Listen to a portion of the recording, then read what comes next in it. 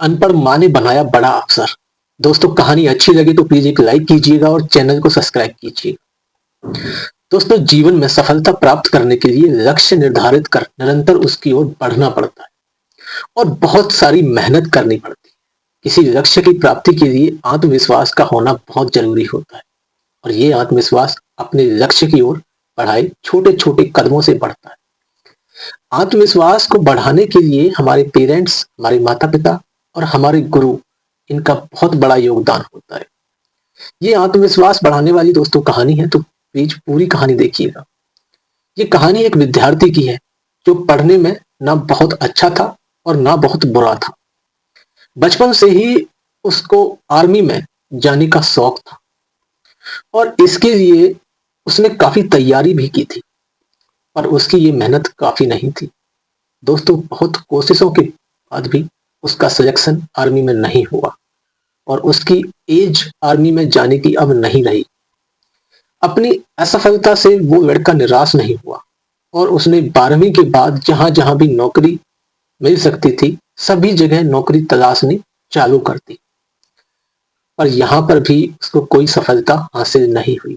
कई कंपनियों में और सरकारी नौकरियों में असफलता पाने के बाद उस लड़के ने अपनी आगे की पढ़ाई भी जारी रखी और फिर ऐसे ही करते उसने बीटेक कंप्लीट कर ली। दोस्तों, अपनी ग्रेजुएशन पूरी होने के बाद लड़के ने अपने माँ बाप का सपना पूरा करने के लिए फिर से सरकारी नौकरी की तैयारी करना चालू कर दिया। इस बार लड़के का सिलेक्शन एसआई के पेपर में हो गया, पर फिजिकल का टेस्ट हो रहा था, तब वो दौड़ते समय गिर गया और फिजिकल से बाहर हो जाता है। इस बात से हताश होकर वो वापस अपने गांव की ओर चल दिया। जैसे ही दोस्तों वो गांव में पहुंचा तो देखा कि उसकी माँ कुएं से पानी भर रही थी। उसने अपनी माँ को अपने पेपर और अपने फिजिकल के बारे में बताया और कहा, शायद मैं किसी नौकरी में नहीं निकाल पाऊं। ये मेरा आखिरी पेपर था जिससे मुझे बहुत उम्मीद थी और अब मुझे नहीं लगता कि मैं आगे पढ़ पाऊंगा या कभी आगे नौकरी कर पाऊंगा। अब मैं गांव में ही रहूंगा और जो कुछ बनेगा अब वही कर लूंगा। दोस्तों, इस पर माँ ने मुस्कुराते हुए लड़के से कहा, चलो ठीक है, कोई बात नहीं, अब तुम जो चाहो वो करना, पर मेरे एक काम कर दो।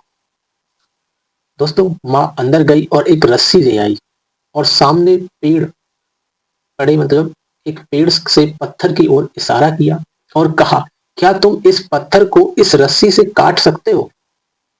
लड़के ने माँ की ओर आश्चर्य से देखा और कहा, यह कैसे असंभव है? क्या रस्सी से भी पत्थर कटता है? माँ ने कहा, हाँ कटता है, क्यों नहीं कटता? मैंने तो कई बार ऐसा रस्सी से पत्थर काटते देखा है। माँ लड़के को कुएं के पास ले गई और कुएं कटे हुए पत्थर को दिखाया, यानी कि जहां पर जिस पर निरंतर रस्सी खींचने से वो कट लग जाता है। जैसा कि आपने देखा होगा, जब पानी खींचते हैं तो वहां पर पत्थर पर निशान बन जाता है, पत्थर कट जाता है। माँ ने लड़के से कहा, देखो, अगर कोई भी काम निरंतर किया जाए तो कुछ भी संभव है। जब ये रस्सी पत्थर को काट सकती है तो क्या तुम कोई परीक्षा नहीं निकाल सकते? तुम्हें बस निरंतर मेहनत करनी है। माना तुम अपनी कोशिशों में असफल रहे हो, पर इसका ये मतलब नहीं कि तुम सफल नहीं हो सकते। तुम निरंतर मेहनत करो और देखो, आज नहीं तो कल तुम्हें सफलता जरूर मिलेगी। दोस्तों, माँ के इस उदाहरण से लड़के की सारी निराशा दूर हो गई और फिर से उसके अंदर आत्मविश्वास भर गया। उसने अपना सामान उठाया और फिर वापस शहर की ओर चल दिया।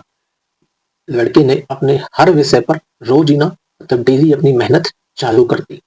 देखते देखते 2-3 साल ऐसे ही गुजर गई, पर उसका किसी भी परीक्षा में सिलेक्शन नहीं हुआ। लड़का जब भी माँ को बताता, माँ कहती, बेटा बस तुम लगे रहो, मेहनत करते रहो। और लड़का भी मेहनत करना नहीं छोड़ता और अगले साल लड़के का सिलेक्शन एक ऊंचे पद पर हो जाता है। दोस्तों, जैसे ही रिजल्ट आया और उसने अपना नाम सिलेक्शन लिस्ट में देखा और जोर जोर से रोने लगा और सोचने लगा कि अगर उस दिन माँ मुझे निरंतर मेहनत करने के लिए प्रेरित नहीं करती तो आज मैं गांव में अपनी जिंदगी खराब कर देता। ना मैं खुद कुछ कर पाता और ना अपने माँ बाप का सपना पूरा कर पाता।